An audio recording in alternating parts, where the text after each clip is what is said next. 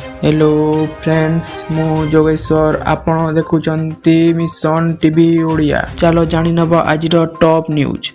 Number 1 अनेक योजना देश रे नागरिक भारत सरकार द्वारा परिचालित।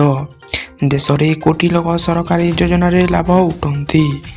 एहीपरि लोकंक पई प्रधानमंत्री आवास योजना भारत सरकार द्वारा परिचालित। 2015 रे भारत सरकार द्वारा प्रधानमंत्री आवास योजना आरंभ होइतिला। एही योजना अधीन रे लाभ पाइबा किछि योग्यता मानदंड स्थिर करा जाइछि। नंबर 2 आज संसदर मौसुमी अधिवेशन नवम दिन।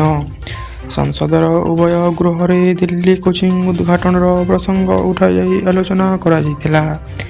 एही समय रे लोकसभा रे विरोधी दलर नेता राहुल गांधी 2024 केंद्र बजेट संपर्क में सरकार को टार्गेट कर चुक्र उदाहरण देते।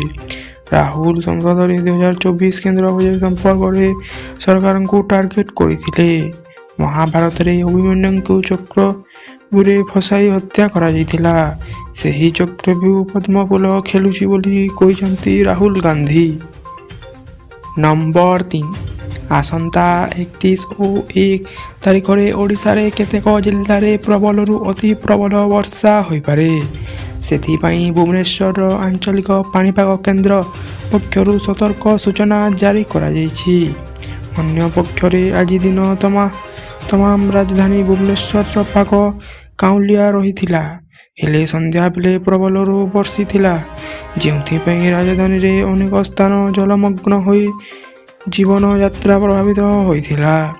भुवनेश्वर आंचलिक पाणीपाग केन्द्र पर जारी रहिथिबा बुलेटिन अनुसार मंगलवार उत्तर ओडिशा रे प्रबल रहबार संभावना रहिछि।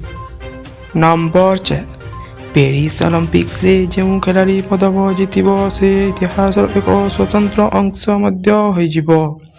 जेतिकी भारतर सुंदरी shooter Manu Bhaker 10 metre air स्टिल रे कांस्य जीति। देखिबाकू बोले मनु तांको घररू इफिल टावर ओ अंश मध्य नहीं सारी, कारण ओलंपिक्स रो प्रतिटी पदक रे इफिल टावर रो किछि टुकुड़ा लागिछि। कहिबाकू रखिछु जे फ्रांस रो राजधानी पेरिस 1877 1898 मसीहा मध्य इफिल टावर निर्माण करा जाइतिला। नंबर 5 एही वर्ष आयकर रिटर्न दाखल करिवार अंतिम तिथि 31 जुलाई रही। जदि समय सीमा मध्य यह दाखल न करा जाए, जदि जड़े व्यक्ति 31 तारिख भितर आईटीआई दाखल न करी तेबे ताहाकू विलंबित भाव में 31 डिसेम्बर पर्यंत यह दाखिल करिवार समय रहिबो। आउ मथिरे भी से सफल न हेले स्वतः भाव में कार्यानुष्ठान ग्रहण करा जिवो। जनकू एथर संपादित वित्तीय वर्ष पई पुराना व्यवस्था को परित्याग करबाकू हेबो।